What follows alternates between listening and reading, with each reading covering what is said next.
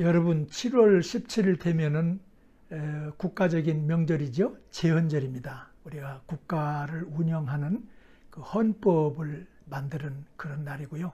모든 건 우리가 법치주의니까 물론 법치 이전에 정치가 되어야 합당합니다만 그래도 법에 의해서 나라를 또 공동체를 모든 기관을 운영하는 그런 날입니다. 그래서 그 법이 뭔가 이런 생각을 해보면 좋겠습니다.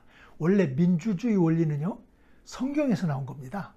사람은 하나님의 형상을 닮아서 창조가 되었기 때문에 다른 만물과는 창조 방법 자체가 달라요. 그래서 하나님에 대한 그 권위, 신권이 곧 인권의 기초가 됩니다. 그래서 사람에게는 고상한 존재이기 때문에 자유를 부여해야 된다. 이래서 나온 게 민주주의입니다. 단, 사람이 에덴 동산에서 하나님의 말씀을 거역하고 타락한 전력이 있잖아요. 전과자잖아요. 그래서 사람은 존귀하니까 자유를 부여하되 무지한 자유를 주면 안 된다. 그래서 삼권 분립, 마치 가위바위보 하듯이 입법과 사법과 행정, 삼권이 나뉘어서 상호 견지하고 상호 균형을 이루라고 하는 것이 민주주의 헌법의 근본 정신입니다. 미국 헌법이 그렇게 돼 있어요. 그래서 오늘 법에 관한 건데, 여러분 한문으로 법법자 있잖아요. 그 법법자가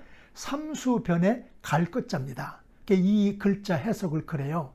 어떤 사람은 시냇물이 흘러가듯이 법이라는 게 자연스러워야 된다. 그래서 그런 얘기하죠. 상식을 가운데 놓고 상식의 최하 수준이 법이고 상식의 최고 수준이 사랑이다. 그러니까 사랑하면 법은 다 이미 이룬 거예요. 법을 가장 도덕이나 상식의 아랫부분, 마지막 기준이 법인 겁니다. 사람이 법이요 그러면 똑똑한 것 같지만 법만 가지고 되는 건 아닙니다. 그래서 오늘 상식적으로 법에 관한 얘기를 조금 검토해 보려고 합니다. 우리나라 고조선에는 8조의 금법이 있었어요. 고조선은 8개 법 가지고 나라가 운영됐습니다. 근데 그 중에 몇 개가 남아 있어요. 그게 뭐냐면 사람을 죽인 자는 사형에 처한다. 또 남을 다치게 한 자는 곡식으로 갚는다. 또 도둑질을 한 자는 노비로 삼고 만약 용서를 받으려면 그 돈을 내야 된다. 이런 게 고구려 시대, 고조선 시대의 금법입니다. 여러분 하무라비 법전이라는 말 들어봤죠? 거기는 이에는 이, 눈에는 눈, 그런 것이 하무라비 법전에서 나온 얘기입니다. 우리 삼국시대에는 중국의 법을 기초했고요.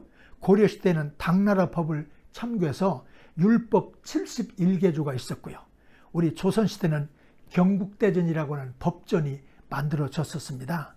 조선 말기에는 근대 헌법인 홍법 14조라고 하는 것이 있었어요. 그리고 지금 애국에 보면 로마에는 시민법이 있었는데 동로마 제국의 황제 유스티아누스라고 하는 사람이 법전을 만들었는데 아주 정교하고 지금도 그 통용이 되는 그런 고상 현대적인 법을 만들었었어요. 그 로마법 대전이 바로 독일과 프랑스의 대륙법의 기초가 됐습니다. 서양에는 영국과 미국식의 영미법이 있고 독일과 프랑스의 대륙법이 있어서 법적 전통이 다릅니다. 우리나라는 1948년 7월 12일 날 대한민국 헌법이 국회를 통과해가지고 7월 17일 날 이승만 국회의장이 공포한 날이에요.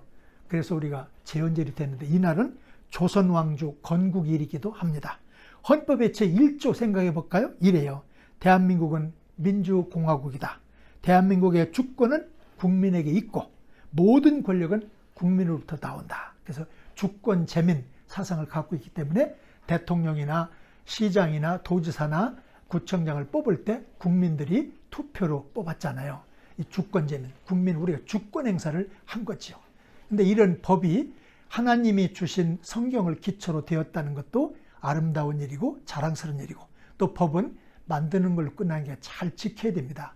우리나라 국회의원들이 법을 만드는 사람들이니까 법을 좀 잘 지켰으면 좋겠어요. 그런 바람을 갖고 있는데 여러분도 동의하시죠? 마찬가지 지도자가 먼저 법을 지켜야 내로남불이 안 된다는 거 같이 한번 확인하고 우리가 잘 교회법도 사회법도 국회 헌법도 잘 지키는 선진 국민들이 되도록 노력하면 좋겠습니다. 감사합니다.